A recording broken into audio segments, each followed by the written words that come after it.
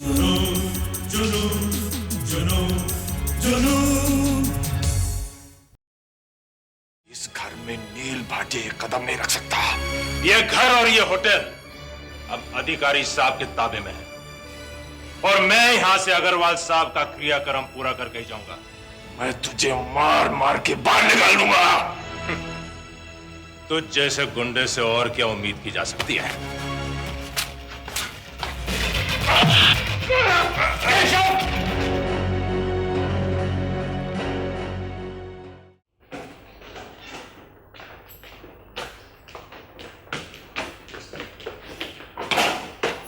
नील जी, मैंने अभी आपके घर फोन किया। साहब जी आपसे मिलने के लिए बहुत बेचैन हैं।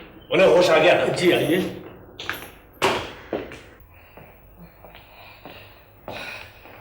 आप उठिए मत अग्रवाल साहब, प्लीज। तुम आ गए बेटा। यहाँ बैठो, मेरे पास बैठो। अब आप कैसे हैं? बस बेटे मैं ठीक हूं। ये जो सब हुआ इसमें मेरा कोई कसूर नहीं है बेटे। मुझे मालूम है। तुम दोनों का तलाक हो जाने से मेरे और तुम्हारे रिश्ते में कोई फर्क नहीं पड़ेगा बेटे। कानून की रूह से तुम मेरे दामाद नहीं रहे, लेकिन मैं मरते दम तक तुम्हें इसी तरह प्यार करता रहूंगा बेटे। ये आपका बड़प्पन है अग्रवाल साहब। तुम मेरे नवासे के बाप हो और दुनिया का कोई कानून इस रिश्ते को तोड़ नहीं सकता बेटा। मुझे मालूम है कि आप मुझे कितना चाहते हैं अग्रवाल साहब। साहब जी, डॉक्टर साहब ने आपको ज्यादा बातें करने के लिए मना किया है। मुझे मत रोको रामदास। दिल पर एक बोझ है, उसे हल्का करने दो। उसी से मैं ठीक हो जाऊंगा।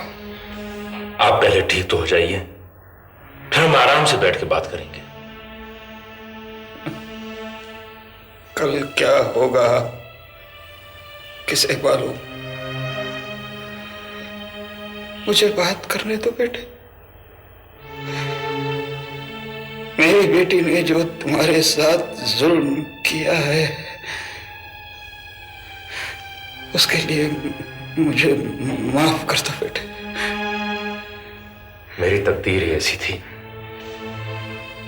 इसमें आपका क्या कसूर है?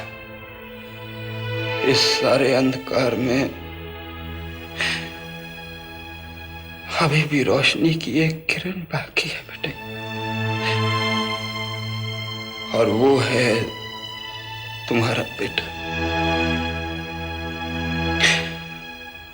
और मुझे पूरा यकीन है कि वो आने वाले सालों में आहिस्ता आहिस्ता तुम्हारा हर आंसू पोंछ लेगा। उसे तो मैं खो बैठा हूं। नहीं बेटा नहीं, वो तुम्हारा है, उसे अपनाओ। भले ही उसके दिल में कोई कितनी भी नफरत भर दे, फिर भी तुम प्यार से उसे जीत लोगे। उसे थोड़ा सा बड़ा होने दो, फिर उसे उस माहौल से निकाल कर ले।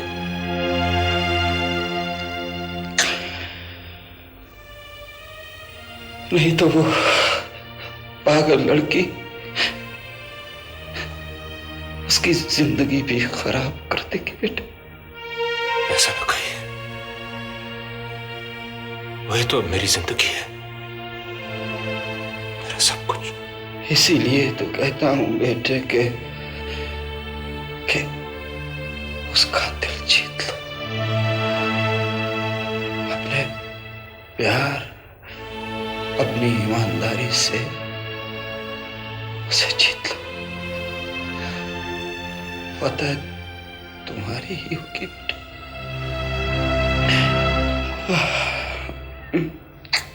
बेटा मैं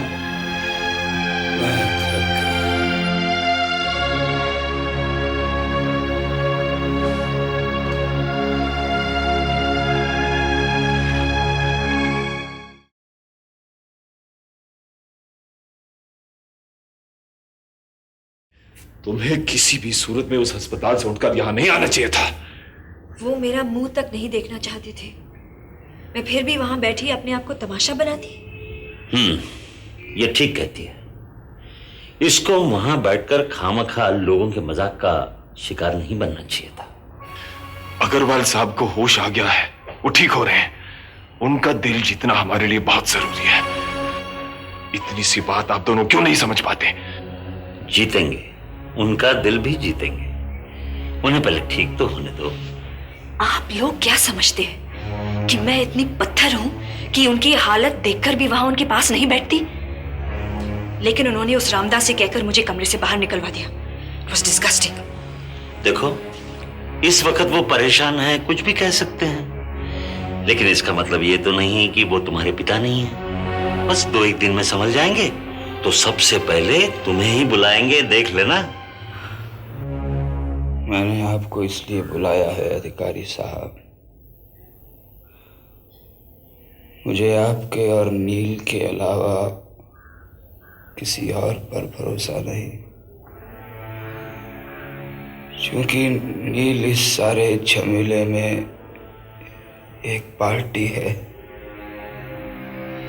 इसलिए ये काम उससे कराना मुनासिब नहीं होता। मैं समझता हूं। वैसे मुझे पूरा यकीन है कि अभी इस वसीयत की कोई जरूरत नहीं पड़ेगी, क्योंकि आप बिल्कुल ठीक हो रहे हैं। अब मैं जिंदा नहीं रहना चाहता अधिकारी साहब। इस लड़की की वजह से बहुत जलालत उठानी पड़ी है। अब मैं बचूंगा भी नहीं। आप तो इतनी आसानी से हिम्मत नहीं हारते थे अग्रवाल साहब। ये तसल्ली रहने दीजिए अधिकारी साहब। अच्छा, अब ये पढ़िए। जी।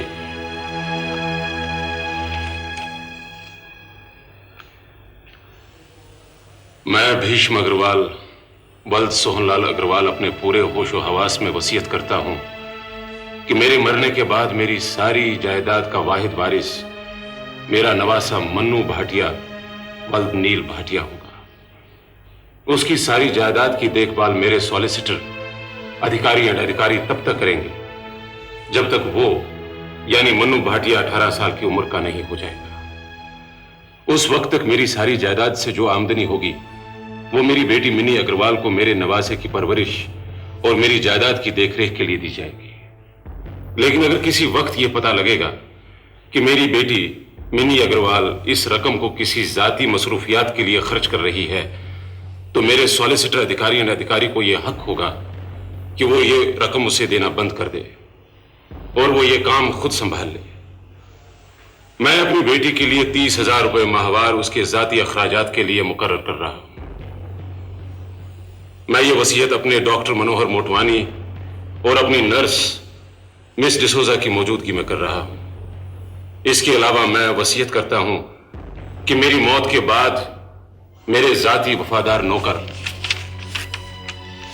रामदास को वही तनख्वाह और दूसरी सहूलियतें बाकायदगी के साथ उसी तरह मिलती रहें जिस तरह उसे इस वक्त तक मिलती रही थी।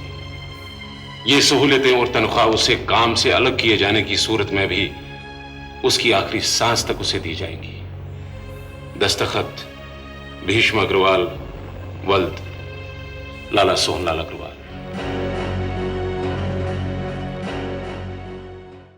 कहानी का सफर अगले बुधवार फिर शुरू होगा। बने रहिए हमारे साथ। जुनून जुनून जुनून